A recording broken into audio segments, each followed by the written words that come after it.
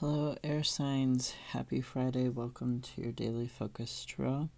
So we have the Ten of Swords in reverse. Now, the Ten of Swords in reverse, this can talk about hope, recovery, and acceptance, but it can also talk about sometimes resisting an inevitable ending, just like the Hangman can sometimes talk about delay and stalling and indecision when it's in the reverse. So this situation that you've been struggling with, that you're trying to end and start a new cycle with, this is in regards to, your own thinking, your own thoughts, and sometimes you don't realize it, but with the Ten of Swords in the reverse, this is telling you that there is a renewal, there is a hope and a recovery. Then we also have, for clarifiers, Four of Wands in reverse, the Hangman, and the Lovers in the reverse.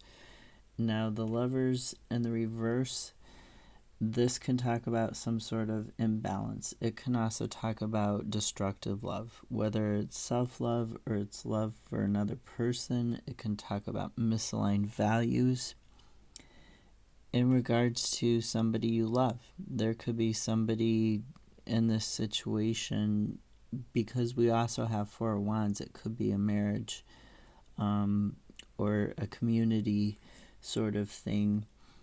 So you could be out of alignment with each other's values and priorities in life.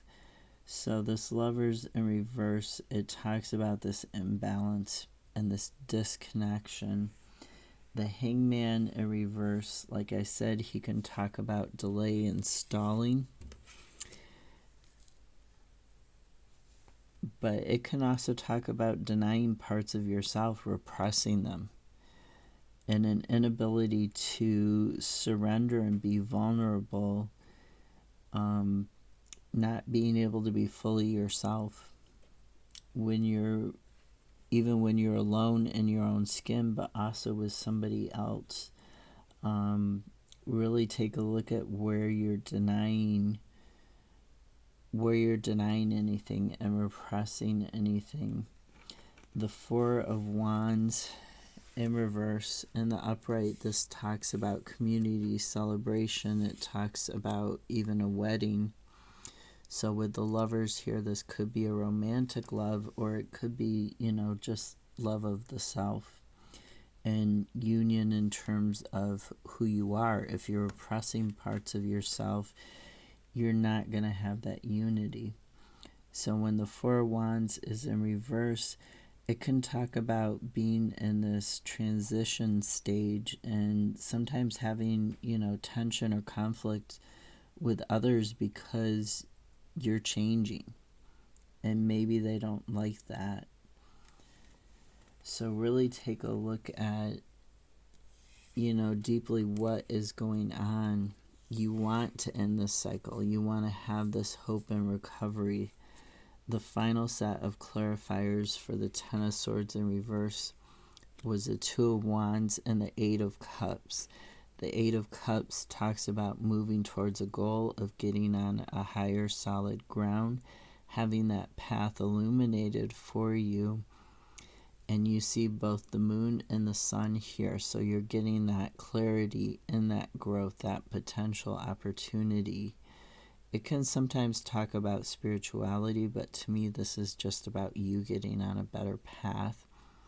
We have Two of Wands also, and they're holding the world while they're balancing themselves. The wand is a figurative for the self. So they're holding both in each hand.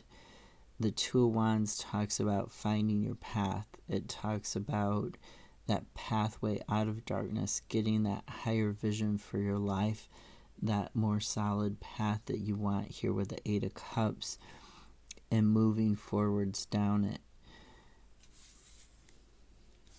Then we have Five of Cups. Five of Cups talks about It's the card of wallowing, the card of crying over spilled cups or spilled milk, and ignoring what you have that's still working, that's still there for you, that's still loving and connected. You're ignoring that because you're focused on the past and what didn't work.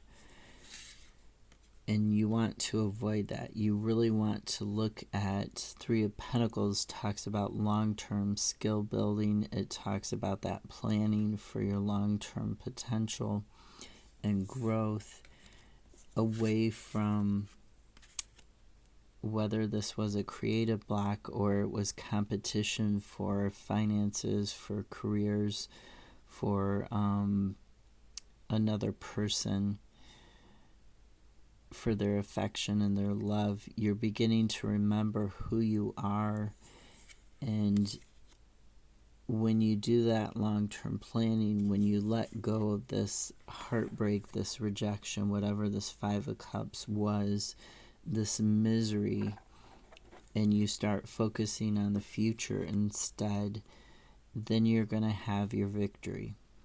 Then you're going to be able to win. Six of Wands talks about a personal victory. It talks about leading yourself towards that victory. And you can't do that if you're not planning, if you're just sitting there crying over what could have been, what should have been, what would have happened if I did this or I did that, or if this thing happened or this, then you can't be focused on that. That's not where your victory lies. Your victory lies in the present and the future. Not in what didn't work, but what is continuing to work and what you can make work in the future. So really take a look at what you've still got. Take a look at these two, whatever the two cups are here. Take a look at them and focus on what you're good at. Focus on building up those skills. Focus on that future, not on the past or the negativity, not on the creative block or the competition. Focus on the future, okay? Have a great Friday. I'll see you tomorrow. Bye.